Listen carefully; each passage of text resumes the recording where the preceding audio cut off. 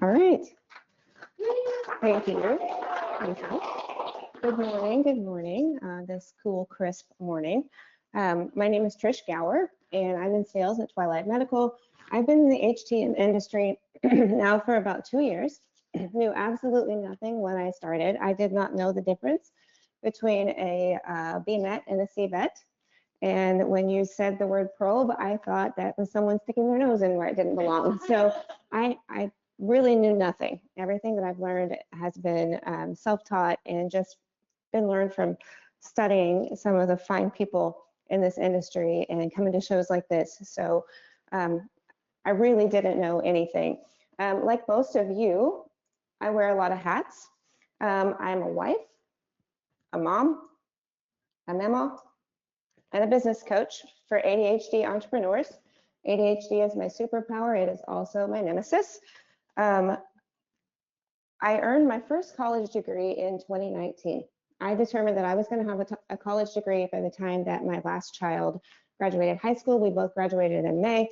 And the last time that I gave this presentation was in a college class, sitting with young students that had the skills, had the knowledge, but had no idea how to present themselves to future potential employers.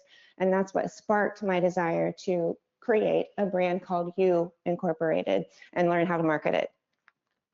So here I am 6 years later, bringing that same message, but to a different industry. Along the way, I interviewed 6 hiring managers and leaders in the industry, and I would like to introduce them to you this morning. The first one is April Lebo. She's Vice President of Demand and Development at Provo Medical. She's the President of Women in Leadership. Andrea, tell me how to say your last name. Bordenka, that's what I would have said. She is CEO and chairperson at Desco Medical Service, leadership consultant and coach, a keynote speaker, and vice president of Women in Leadership. John T. Waller, who is the clinical engineering manager at Dartmouth Hitchcock Medical. Very interesting young man. He's only 34 years old, but he's got his stuff together, let me tell you. Jose Zambrano, who is senior clinical engineer and healthcare technology management leader at Kaiser Permanente. Ben Scoggin, who is senior director in clinical engineering at Duke University Health System. And Eric Massey, who is regional director of operations for Intellis, and he's the founder of the Massey method. And these guys were so helpful in helping me put together what hiring managers are really looking for in a candidate. So first of all, how many of you are in a place of looking to be hired? I don't feel like I have the exact people that I thought I was going to be speaking to. So a lot of this might be old hat to you, but hopefully you'll learn something new. What I wanted to present this morning is, are you resume ready? We're going to do a quick check. How many of you have a current resume? How many of you, your resume is currently updated? Perfect. Awesome. So you've got a resume, it's ready to go. How many of you have a copy on your phone ready to be emailed at a moment's notice? Awesome. Good. Okay. How many of you have a QR code ready to show to someone at a show so they can go and download it? Anybody? Okay. All right. QR codes are easy. They're professional. Do not use the dinosaur.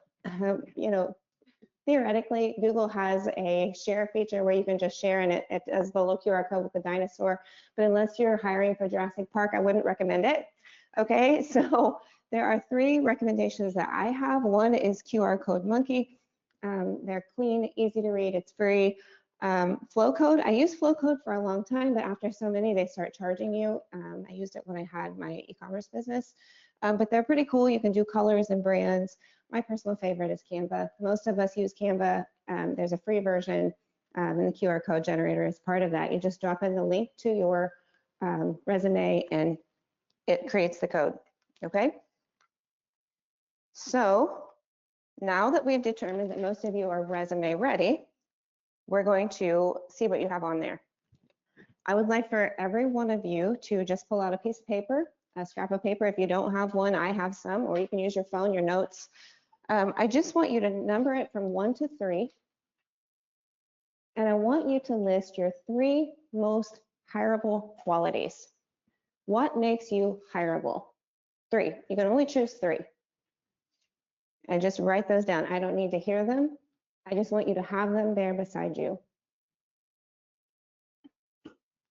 So basically, these are the things that make you marketable to an employer. Traits, skills, experiences you're proud of, and just hold on to those. All right.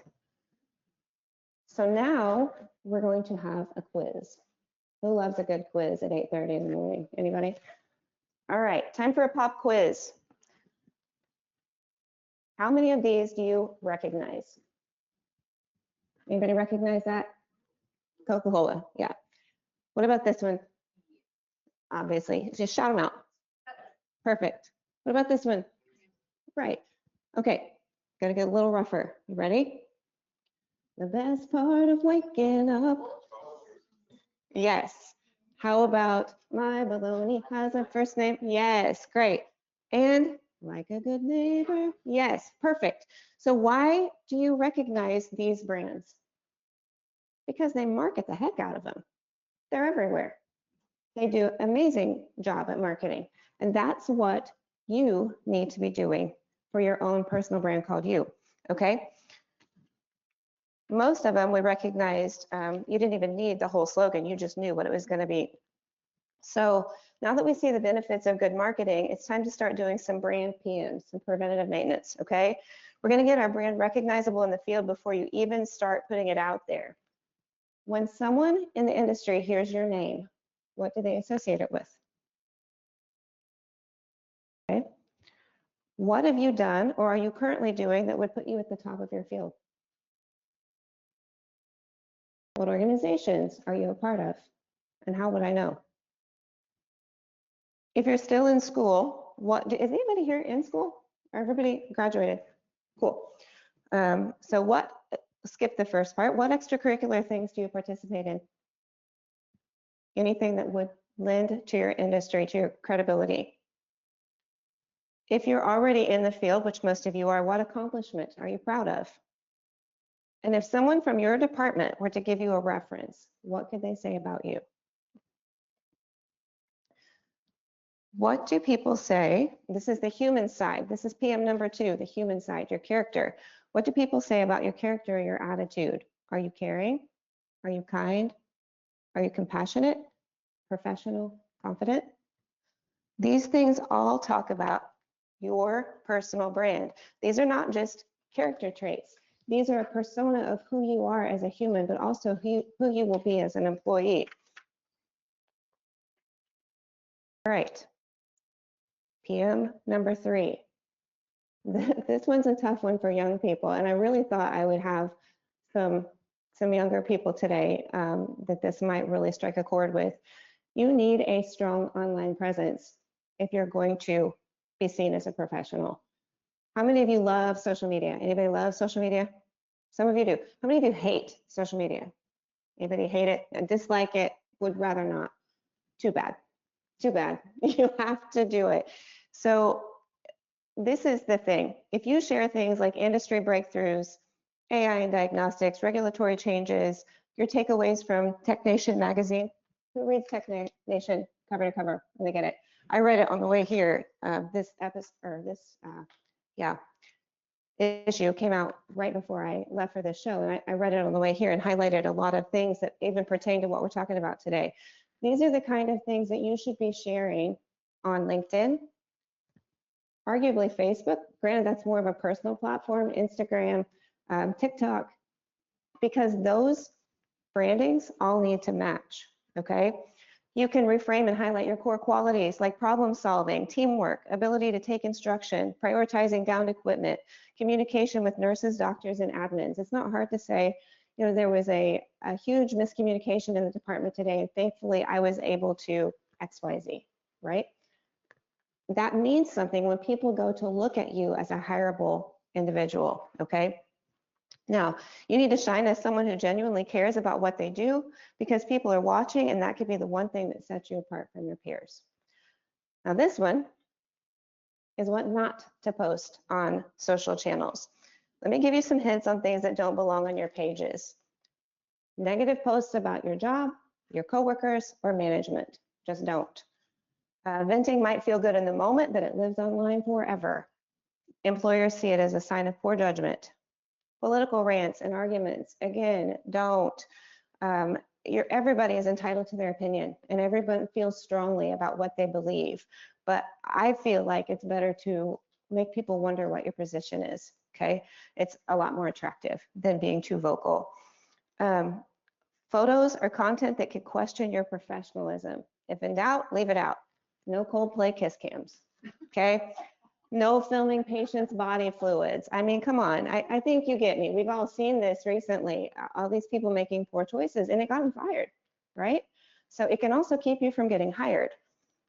Inconsistent profiles. If your LinkedIn profile says biomedical equipment technician or clinical engineering supervisor, but your Facebook profile says professional nap taker, that's a little bit different viewpoint, right?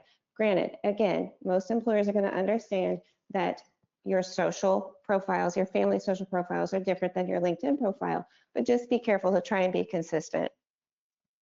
Public complaining, poor conduct, or constant negativity is a big turnoff and a true show of character. There's no reason to complain on social media. There's just not. Spelling errors and poor grammar. You guys, we live in a day when there are so many tools and so much tech that we do not have to have a single error. Are you going to make mistakes sometimes? Yes. Is autocorrect your worst enemy? Yes. Do iPhones hate me? Yes. But there's no reason to not double and triple check a post. There are all kinds of tools to help with that. Silence is another thing that you don't want on your social media profiles because people wonder what's going on, right? While it's better than offensive content, it's still not best practice. PM number 4, Google yourself. Grab your phone, go to Google Chrome, and just put in your first and last name. You're going to be surprised at what comes up. I was extremely surprised. I was kind of thankful that one of the first things that came up was my war story from Women in Leadership. I thought that was cool. So, but there was stuff there for my e-commerce business. There were older things that are no longer relevant. Did anybody get more than one entry when they typed in their name? Anybody? How much did you get? Oh, that's hysterical. So that's funny. There's a lady that I listen to that creates courses. Her name is Sam Lynch, and she always says, not the lunchtime food. So you could say something like, not the basketball player, you know? But yeah, so you'd be surprised what comes up. It's always good to keep a pulse on that, okay? According to a Career Builder survey, 70% of employers admit that they look at social profiles before hiring. More than half, 54%, have decided not to hire someone based on their social profile. Here's the kicker. 57% of employers said they're less likely to even interview someone who has no online presence at all. So whether we love it or we hate it, social media is here to stay. You need an online presence, okay? Profile pictures. Profile pictures. We want a good professional profile picture. It doesn't have to be done in a studio. You can pick a wall like these walls. These walls would be perfect. That spot with the lighting right there would be perfect. And just get a good selfie of a full-on with you smiling or looking mysterious or looking professional, whatever. But you need a good online profile pic. It needs to be well lit. Natural light from a window is your best friend. A neutral background, plain wall, office, outdoors is fine. You need to be smiling and approachable. You need to look like yourself. No filters, no sunglasses, no group photos. That is not a good LinkedIn profile pic. Think friendly expert, someone that a nurse or a manager would trust to walk into a patient care area and solve a problem, okay? If you have a badge photo that makes you look like you've been awake for 48 hours, skip it, okay? Don't use that. Keep it simple, keep it clean, and keep it up to date. One of the fellows that helped me with this presentation was Jose Zambrano, and I had to give him a hard time because this is his LinkedIn profile pic. And this is him now. So I had to give him a hard time and say, okay, you're a great example of keeping this up to date. Because when I saw him on LinkedIn, I'm like, is that Jose? Yeah, it is. Okay. So yeah, keep it up to date. Now, what I wanted to talk to you today is, as far as your resume goes, how many of you are AI users? Awesome. How many of you have ever used ChatGPT? How many of you think it's the devil? Anybody? When it started, I wasn't so sure. Okay, so AI is can be your personal assistant. Use ChatGPT or Claude to help your resume stand out. I am not in any way advocating that you completely write your resume or your cover letter with ChatGPT. I am, however, saying that you can give it the information and it can help you assimilate it and make you feel professional, make you feel confident, show you where maybe your grammar, your phraseology is not quite the best, right? So you can use it to also, which is one of my favorite demonstrations, match your job description that you're hiring, that you're looking to hire for, and match that to your resume.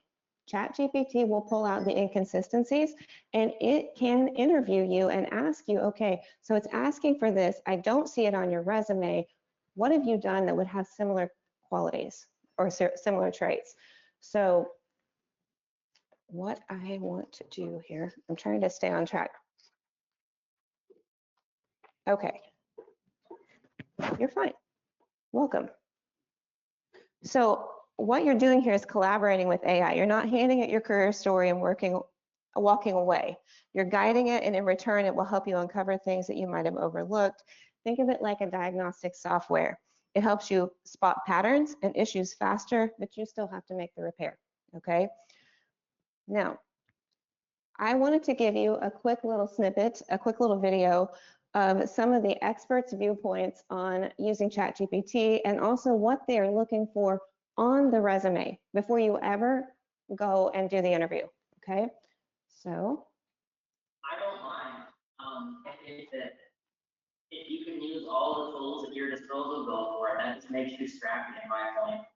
I can't say that I would completely dismiss it out of the gate, but I know that if this thing was blatantly top to bottom, nothing but ChatGPT, I feel like it would flag for me, how accurate is this? How embellished is this? Right. But me and my personality, to me, the true test would come when I finally spoke to them. Right. And if I need some more support in that particular specialty, then I will look for candidates that have a little more experience. And I'll even overlook a little bit of the general environment experience because if they have, 2, 3 years of solid analysis experience, then that will help me in that regard. And then the other technicians that they have some experience, one thing that I look for is how many jobs that they work. If they have 10 jobs on their resume, I'm going to use it 25 years. There are 3 companies on their resume. So, and I like people like that, they're consistent in staying in a place too. So that's another thing I look for in resumes is how many places did they work. I'm more than the one-page resume. So what I want a resume to tell me, if I'm looking for anything other than entry level, one of the things people do a lot is they'll only put it on the resume the devices they've been trained on. Like trained on trigger anesthesia. Well, I've got GP anesthesia, and I've got benefits, and I've got all kinds of stuff. And so cold calls. So it's cool that you get the this accurate training. But what I'm most interested in are the things that you're proficient in. I should be able to look at a resume and like literally within 10, 15 seconds have a concept of how long have you been doing this stuff. Here's how long. Here's the type of stuff I've done. Here's the impact. I see critical care environment, Philips patient monitor. You reduce outsourced spending by X. Perfect. And here's the type of stuff I've done. And with one sentence, here's the impact that We're trying to keep it as one sheet read, which I don't care once. Give me 6 sheets if you want. But here's the problem. You might have a master's and no experience in environment or the service industry, I may have to discount the bachelor that you have. Either way, what else have you done? So if you were, if you work for UPS, I want to see it because we need to get back to the basics and reward people for their efforts. And if you have 10 years of experience working at Starbucks, TJ Maxx, UPS, and who knows, well, I can take all that, I can put it into an algorithm, and we sometimes will award you a certain percent. So 10 years, but what spits out the other side is 3.7. And we give that as credit for customer service. So when in doubt, list it out. What you're hearing is that across the industry, they want to know what you did. They want to know that you worked and that you, like if there were gaps, they want to know why, okay? And that is where ChatGPT can come in and really, really help you, okay?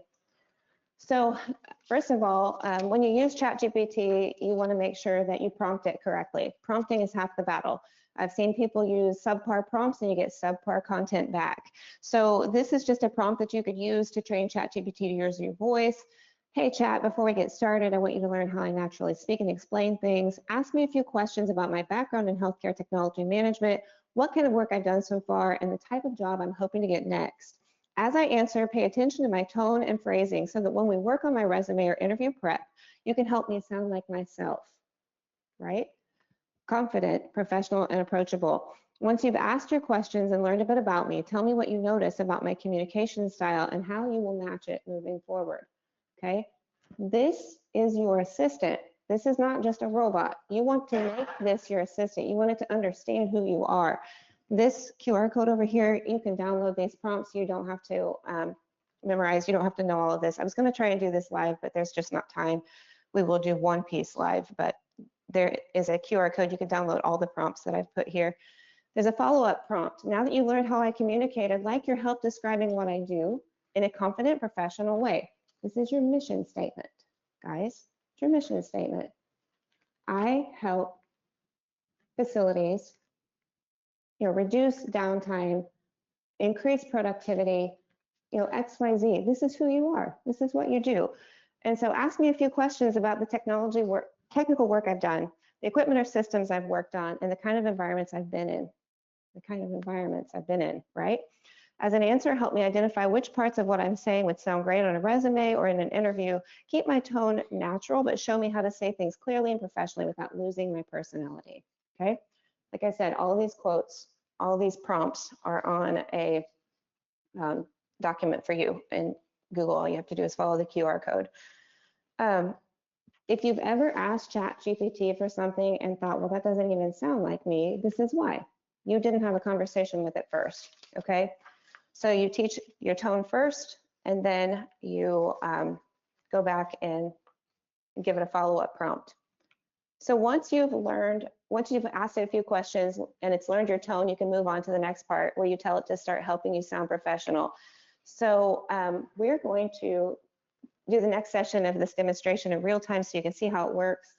I have a sample resume that I put in a document. I have a sample job description that I downloaded from Indeed, and I have a prompt. And the prompt is here. Help me understand what this employer is truly looking for, then ask me clarifying questions to pull out my skill sets from the resume that might match what they're asking for in case I've forgotten something from my experience, because we do. My goodness, we do, right? If you see something on my resume that might pertain but needs slightly shifted, talk to me about that, including any questions a potential employer might have about gaps in my work history or short lengths of stay in past roles and how I can address those clearly and confidently. Not, oh, well, but I was spending time doing XYZ, right? Instead of whatever. And so I'm going to escape out of this really quickly. I had already uploaded, like I said, I've got everything in here from my beginner resume, Jonathan Miller from Springfield, Illinois, down to the job description here, which was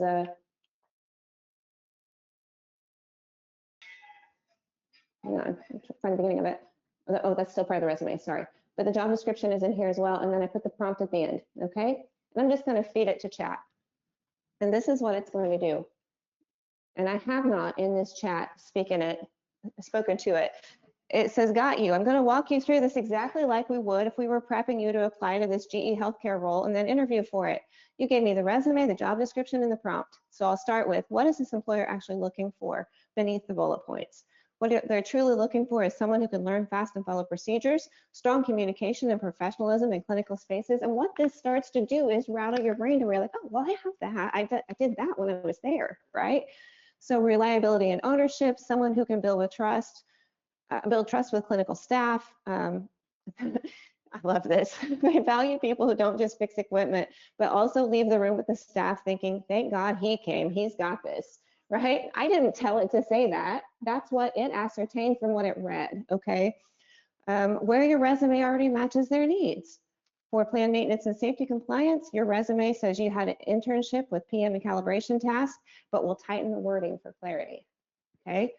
Documentation accuracy, ServiceNow, CMMS, and Joint Commission exposure is a big deal. Mention regulatory awareness explicitly. It just helps you think outside the box because you've got skills. Sometimes we've spent our whole life saying, stop talking about yourself. People tell us to stop talking about ourselves, right? This is the one place where you have to talk about yourself and you have to articulate plainly what you have to offer to that employer because they've got 15 other people doing the same thing and you need to stand out. That's why we're building this brand called You, okay? So I just wanted to show you quickly how this works so that you can see there are so many, look at all the information that it gave me. And then it asked me 4 clarifying questions. Answer these questions and we'll upgrade the resume. Did you ever perform PMs or basic repairs with increasing independence? What devices did you work hands-on with the most? Did your supervisor comment positively on your attitude or work ethic? Can we confidently say you were reliable, on time, no call-offs in past jobs? And then it's going to give you even more. So some people see this as cheating. I see it as, boom, baby, right? This is the way I'm going to learn where I need help, okay? So let me go back to my presentation here.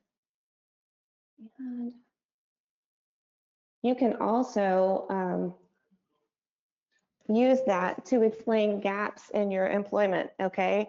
You can use it to talk about short stays, like why you only stayed at a certain job for just a couple of weeks or a month or whatever.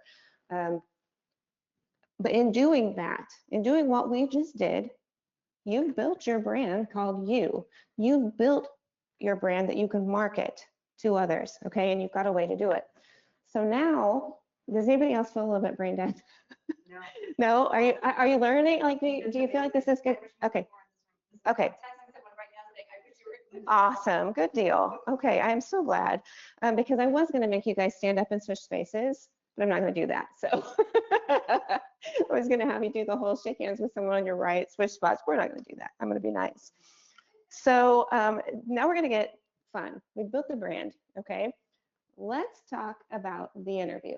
This is where we as humans really start to stumble. We can do all this stuff behind the scenes.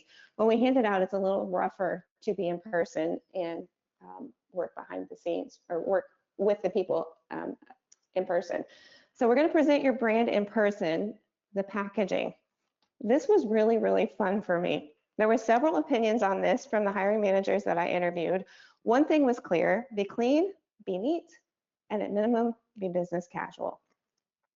Dress like you're looking for a career, not just to land a job. So the best way for you to hear this is straight from the mouths of the professionals. Need to be dressed up. If you are trying to get a job, to me, you need to put your best foot forward.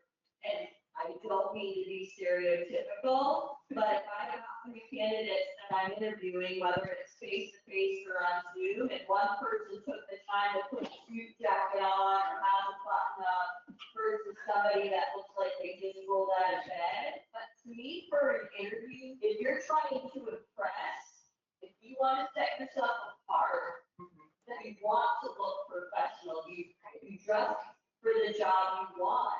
Well, in worship training, because that'll come across as an interviewee. If you're not comfortable, this is the first time you're wearing a blazer and you're gonna be fitted, it's gonna matter. It is. I promise I have pants, because that's the privilege, but we all have to do where you just wear a shirt and shorts. Super ended. I mean, if we're doing it in person, they wear a nice t-shirt. I mean, I can't say, I don't even need to wear pants.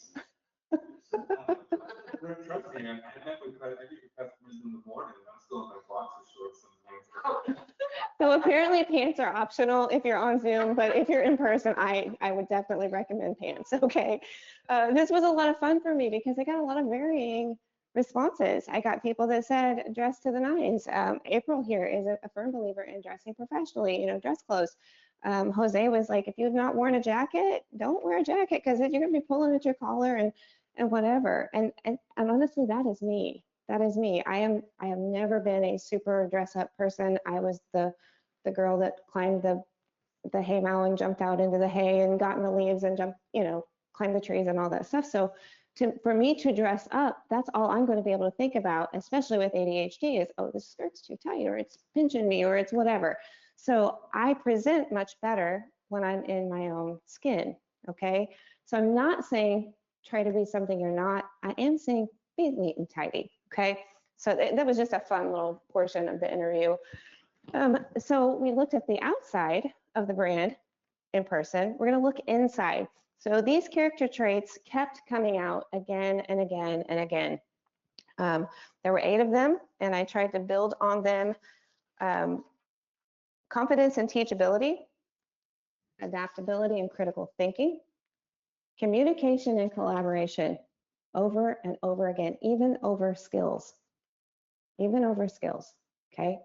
You're going to hear that. Attitude and team fit.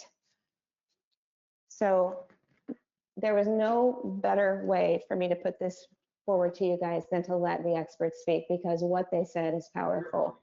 It's the interview for that, in addition, and having willing to learn, be confident, and look at the eye and be enthusiastic.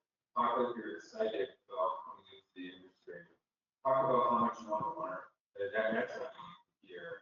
We want a little, we look for people who fit our core attribute. When we sense of urgency, meaning we understand that we're in a healthcare environment or patient safety is utmost important. So I'm appreciating giving some examples of how you team up. Do you ask for help? We used to be a very high solo performer, and I didn't ask for help. Really put concerted effort into making sure that people know it's safe and okay to ask for help. I think it was okay or safe with communication is really important when it comes to collaboration and sense of urgency, and communication has to happen fast. Know how the problem you ran into and how you resolved it. Customer calls upset. How would you navigate that? What would you say? Today, you're asked to do 3 different service calls. What do you do? We're listening for how do they handle it? How are they in their nervous system? What are the practices up until this point to be able to navigate that? Would you say 30-day priorities? What are the 60-day priorities? Just to get a sense of how they think and plan and organize their thoughts ahead of time. And also delivering the bad news and telling them hard or expecting no care today. Give us an example of a communication breakdown that happened with a customer, happened with a colleague, that happened in your life inside of us at work. They take responsibility for their part. You ask them about problem solving and adaptability. Tell us about the problem you ran into and how you resolved it. And what we're listening for is their care and commitment. What is it about them that relates to this? Is it just a job, or is it like partnership and investment? We're looking for people who are organizations that really care and are committed. First of all, definitely do research on the entity that's giving the job. That's right. You want to be knowledgeable about who you're applying, because if you come in and you already know the inner workings, or you even start talking about cardinal values, immediately, okay, this person's done their job served properly and are ready to be part of our organization. Immediately, they rise above everybody else. You are going to get a lot of applicants that have very similar backgrounds, very similar training, education, certifications. Right. So that initial first call, I'm screaming to hear you, right? I mean, tell me what I don't see in that resume. I'm going to say to apply things that I do know to a situation that I don't know. I want to be a value add as soon as possible. I love that. know that the experience isn't there. Someone make up for that with just effort and accountability, but most of what you need is a group of folks that knows how to triage, knows how to communicate when there's competing priorities, knows how to establish a plan and a goal for the day, for the week, for the month, knows how to communicate if they miss that goal, they know how to explain why.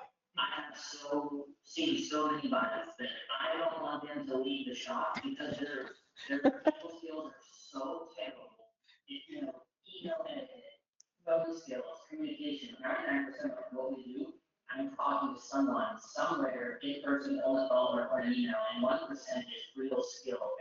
If you give me someone that has respect for tact or how to deliver information, man, I'll take that paper forward. So even though we're not patient facing, it doesn't matter, you will run into a clinician Monday through Sunday, you will run into someone, and you run into a patient as well as a clinician. So you better be respectful and kind and compassionate. If not, I don't want you on my team. One of the things that I was taught was to, in an uncomfortable position.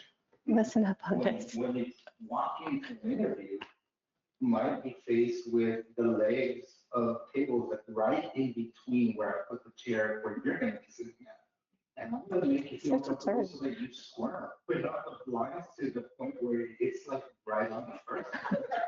It just allows me to see how you react to challenges, right? But you're very upfront about this and you address this right away. Some people will ignore it. They don't care. They're comfortable. Most of us may not even say anything about it. But all of that gives me a good insight of the type of person that you are in dealing with adversity. Very good. Along with that, I'd say get comfortable being comfortable. There are questions that you're not going to know the answer to, and that's okay. There's nothing wrong with that. So be okay with stating that you don't know, but you're willing to learn or research it. Even just the thank you email, somebody thanking me for my time and, really appreciate the opportunity, looking forward to the next steps. That shows so much to me. But if I am interviewing you and I never hear word one after that, you have gone to the bottom of my pile. I love that. There was so much goodness in that. How much of that surprised you? Did any of that surprise you? And just to clarify, when John said something about the biomeds that didn't leave, he didn't want them to leave the shop, he wasn't being rude. He said there's definitely a place for those biomeds. They're excellent, they're skilled, they're fantastic. But as far as being able to work in a high pressure situation where the nurses and the doctors are or where the patients are, they may struggle. And so, you have to make sure you have people on your team that can communicate. And if you can bring that out in the interview, you're going to go to the top of the pile, right? So, okay. Oops, not sure what I did there. Okay, so confidence and teachability. We are going to, oops. I think I skipped a page. Hold on a second here, guys. Sorry. Okay, confidence is proof, not perfection. Confidence isn't saying that I'm the best. It's about showing what you've done and why it mattered. And so if you can say in real examples with numbers or impact, you can say, I helped reduce downtime by 20% by reorganizing our PM tracking system. Okay, that's clear, it's measurable, it's real. That's not just saying, oh, well, I made sure we got things done quickly. You see the difference in those two statements? So during my internship, I helped update the preventative maintenance schedule for small devices, which saved our team several hours each month during inspections. Didn't know how many hours, so he said several hours. That's still better than we made things faster, right? Okay, so every time you have a win, if you pair it with a work in progress, a potential employer sees that as such an asset because it shows that, yes, I acknowledge that I did something good, but I know that I still have room to grow. Okay, so here's something I'm proud of and here's something I'm improving. That one sentence shows both skill and humility. I'm proud of helping our team cut downtime by 20%. What I'm working on is documenting faster so that my reports match the speed of my repairs. You can say that with a kind of a chuckle and they're gonna go, oh, I like this guy, right? So last but not least, teachable people get remembered, right? If I'm not sure about something, I always go back to the LEM procedure or ask a senior tech to double check before signing off. I'm hiring that guy. I'm hiring him because he just said that if he doesn't know, he's going to find out and he's going to do it from the right sources. Okay. That tells them that you value safety, growth, and teamwork. These are just example questions that you could get asked in the interview. What would you bring to the HTM department as a biomed tech? Describe a positive trait about yourself and one opportunity for improvement. What have you done to further your professional development in the last 5 years? These are actual questions that are on lists of interview questions that I actually was able to get from some of my professionals that I interviewed. Okay, adaptability and critical thinking. In HTM, no 2 days ever look the same. Can we get an amen on that one? No 2 days ever look the same. You might start your morning planning to do PMs in radiology, and 5 minutes later, the OR calls because a Cotter unit went down mid-surgery. Hiring managers aren't just testing what you know, they are watching how you think when things go sideways, as they often will.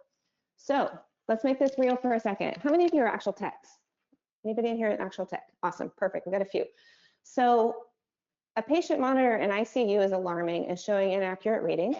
At the same time, an autoclave in sterile processing won't complete its cycle.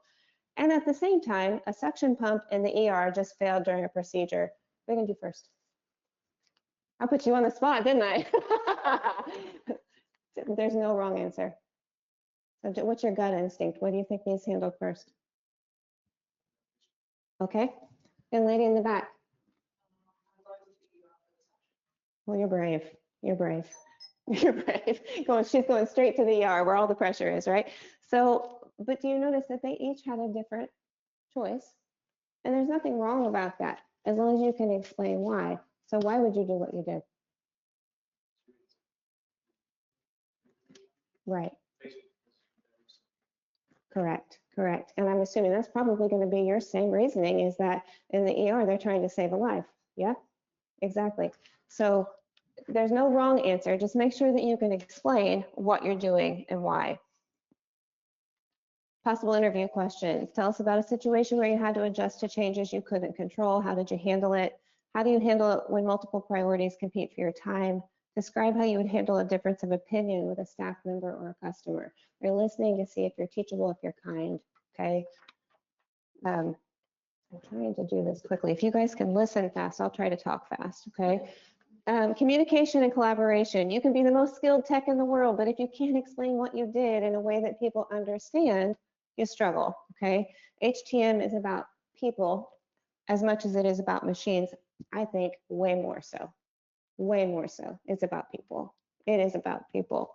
Instead of saying it's fixed, say, here's what happened, here's how I fixed it, and here's what we'll do next time. That small shift builds confidence and helps clinical staff feel included instead of left in the dark. You're thinking, why is she telling me this? This is when I'm on the job. No, this is in the interview. When they ask you, what would you do? How would you handle this? I would say to them, here's what happened, here's how I fixed it, and here's what we'll do next time.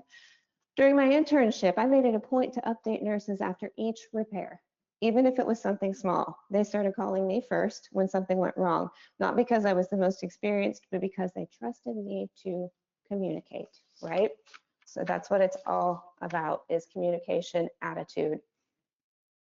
Okay. And communication and collaboration. Simply put, collaboration is how well you work with others. When you show that you can work well with nurses, administrators, and other techs, you make everyone's job easier. A good teammate doesn't just solve their part of the problem, they help the whole group succeed. Sorry. Our class once had multiple PMs due in the same week, so a few of us created a shared checklist and divided the work. We double-checked each other's results before submitting, and our instructor said it was the most accurate batch they'd received all semester. Granted, most of you are not, all of you pretty much are not students, but there are times, like maybe not during school rotations, maybe during infusion pump month, right? You went and got donuts after hours because the team was still working, right? Your shift ended, but theirs wasn't. So you went and got donuts. You understood the importance of having a little pick-me-up during that time, right? You showed that you could support the team and people noticed. Questions you might be asked in the interview. We are getting a little close on time. I'm gonna kind of let you guys look through those. because I really wanted to hit this one. Attitude and team fit. If you're struggling with your attitude while at work, there are proven ways that you can use to change your state. And by changing your state, change where you're at, change how you feel, change how you're breathing, change how your nervous system is reacting, okay? Move away from the situation for a few minutes. Do some simple grounding exercises, do some breath work. If you just make a firm decision to shift from the state of suffering or victim mentality, why is this happening? Why do I have to put up with this? Why are they being mean to me? Why is she yelling at me, right? To a powerful state of, she must be having a hard day. I'm going to do my best to make it happen, even if she's being unkind. That's just a simple shift in thought pattern that can change your whole day, okay? We spend a lot of time in our lives with our nervous system and dysregulation. It's called fight or flight or freeze or fawn. And you do not have to live like that. That's just my own little personal plug, because I spent a lot of my life in fight or flight, frozen. I couldn't force myself to do something for fear of what would happen if I did do that. And it could even be something good. But you know, our circumstances shape us, and you don't have to live in that place. Skills and experience may land the interview, but attitude wins the job. Managers want people who stay positive, take responsibility, and make the workplace lighter, not heavier. How many of you have been around a teammate that had a terrible, terrible attitude and felt like when you left the room, you had to go wash yourself? Yeah? Yeah, because the vibrations within us, if I'm standing here like this while I'm doing this presentation, you're thinking, she's scared to death to tell me about this. It must be something bad, right? But if I'm upbeat and positive and I'm looking each one of you in the eye and I'm presenting this to you like I mean it, you feel a lot different about it because, hey, she's cheerful. This must be valid, right? So attitude is truly everything. So again, from the experts. What I feel is one of the biggest traits and needs for an engineer is good customer service. You can't just be abrupt and rude and walk out and you're not talking to anybody, you're not following up, and you're not letting them know you were there, or you're leaving, or you're finished, or this is what you found. Like just those interpersonal skills. What we're listening for is, do they enter into the conversation? Are they avoiding the conversation? What's the mood about it? Are they blaming? Do they take responsibility for their part? If they tend to avoid it, if they're not direct. Along with that, I'd say get comfortable being uncomfortable. There are questions that you're not going to know the answer to. I know you heard this once, but it fits. So be okay with stating that you don't know, but you're willing to learn or research it. So you better be respectful and kind and compassionate. If not, then I don't want you on my team.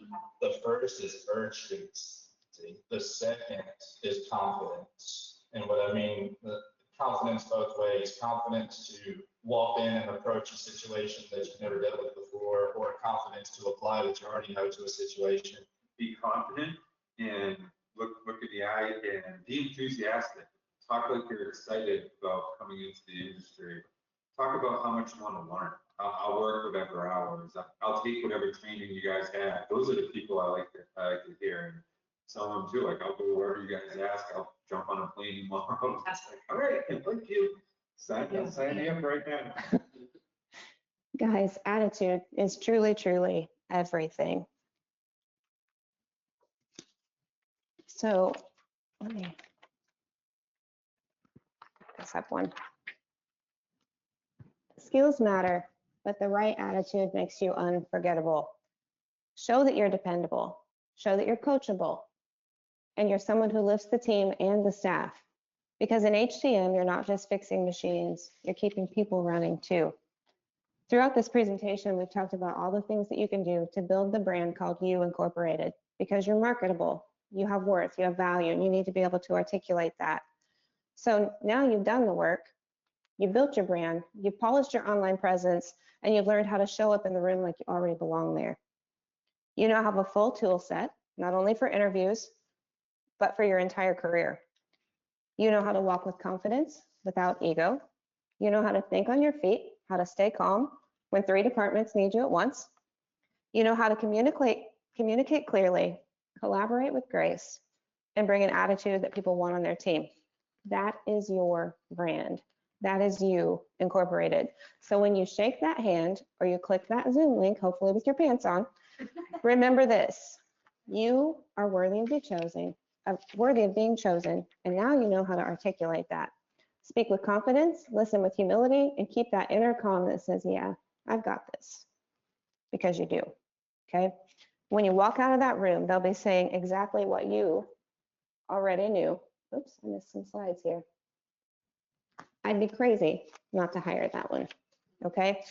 Now, this, you guys, is a gift from me to you.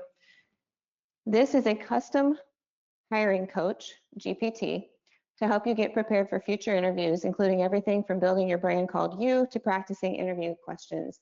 Everything that you learned in this presentation is built into this GPT, along with at least 50 different hiring questions for interviews, along with how to use chat effectively, how to train it to use your voice, how to use it to upload a job description and your resume and make them match. So the things that we did together, you can use the prompts that I gave you earlier, or you can just go straight to this custom GPT and you can load those things in there. I can actually show it to you really quickly.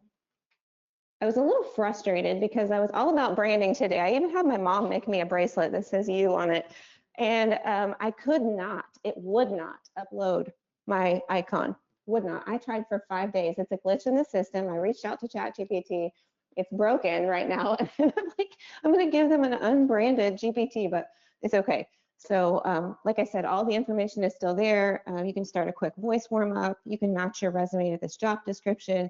You can get coached on your social profiles, help you create an about me and a work history for your social profiles. And you can run interview practice based on the job description. And if you just start in the beginning, it'll walk you through all of that. You can come back whenever you have a new job that you want to apply for and start the whole process all over again. Hopefully it'll be a super, super helpful tool to you. Does anybody have any questions on anything we covered? Anything that you learned? Did anybody learn something new today? Awesome, good deal. Yes.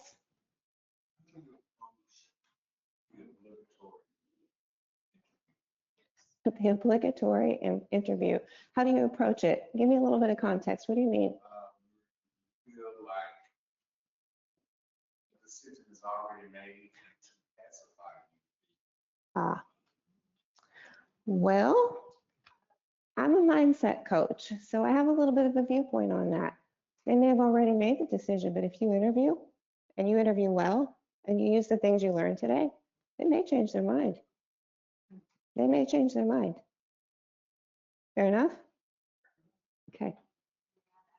Yes, absolutely. Question I usually ask you is what are the reservations about? Oh, that's good. It gives me the ability to at least give them reassurance with those answers. They're like, oh, well, I don't know if you'll do well in this, and I'm like, oh, I give them an example as how I. That's amazing. Did everybody hear what she said? She said when she gets to the end of the interview, she asks them, what are your reservations about me?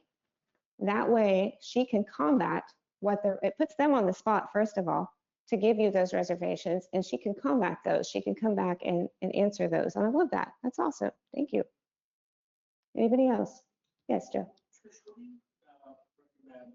I have a very light Instagram profile, much more of a LinkedIn guy. What do you think the benefits of that are, moving over or including that medium as well? Let me tell you what I do. I despise the actual posting. I enjoy the creativity of making the posts. I despise the actual posting. I hired a virtual assistant from the Philippines. I use a CRM manager called Go High Level to where I can post to multiple platforms at once. I create the content. I put it on a Trello board. I tell Rana, my assistant, hey, it's ready, and she goes and schedules it. So, and I pay her well compared to what she asked me for, but to get a VA from the Philippines is anywhere from $4 to $10 an hour. You can't beat it, and they're so thankful to have, because they actually, to get a forward-facing role in the Philippines, they have to have a college degree. to get a job any job facing the public, they have to have a college degree. So a lot of them have gone to being VAs for US based consumers because they can make some money that way. Yep, it's the easiest way. And that way, and you can repurpose that same content across your platforms. Yeah. Yes. Have you heard if using the resume, like a ChatGPT driven resume, helps with when you're applying online? I know a lot of times people weren't hearing anything, and it was almost like your resume was just going into the ether, and it was not being seen by a real live human, but a bot. Is the ChatGPT, because it is pulling out certain keywords needed, putting you at the top then of being recognized? Maybe not at the top, but it absolutely does affect, because you can ask it, and I'm glad you said that, because that's called ATS software. And I don't remember what ATS stands for. Maybe one of you will know, but say it again. Okay, applicant tracking. And so what happens is, like she said, bots read those resumes, and you can ask ChatGPT to make your resume ATS friendly. You really should do that. As a matter of fact, I am going to build that into this custom chat. Everything that could fall apart in the last 2 weeks did in our home. So I had 3 different presentations I had to give. Yeah, just a million things. But anyway, I intended to build that into that, and I intended to have a slide on it. And I asked several of the hiring managers. Now, the guy from Dartmouth Hitchcock, John, they don't use anything like that as far as scanning the applicants. He said, if you are warm-bodied and you put in a resume, you are getting an interview, because they need techs. It's a very, very difficult place to get people to come to work because of the economy of the area, okay? There are other places that's gonna matter more. There are other places that use recruiters. I know Kaiser, John said they use recruiters to hire, and that sometimes he will go to them and say, hey, I need you to send me over some resumes because I'm looking for something specific, and I don't feel like you're feeding me what I need. So make sure everything that you have in your arsenal is on that resume. That was a very good question. Thank you for saying that. Yes. Yeah, so a CRM is a customer relations management software. You can, Salesforce is a huge one, okay? We're building a Salesforce platform for our business right now. Go High Level is more for content creators, coaches, people in the knowledge industry use it a lot because they can build funnels and things like that.